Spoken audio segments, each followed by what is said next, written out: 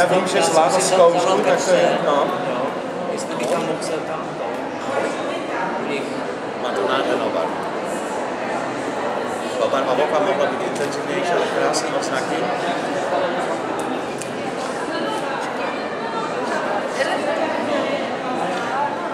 11. září. No víš, jaký je to den. No, to byl hrozný den, Ale ty nejsi hrozná. Ona má taky perfektní tělo a perfektní profil. Ne až moc kulatý a moc krátký.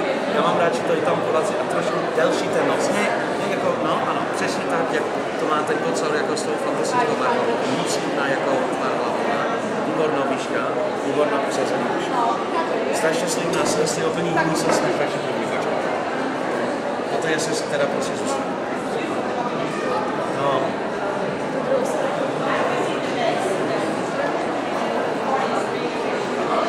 Akorát ta barva oka jinak je moc pěkná. Bych říkal, že to je nejlepší replikace. Tyto dvě jsou moc. Ta silná žena věk. Fantastická barva odznaky. Barva těla. Pastelová. Co to je? Co to je?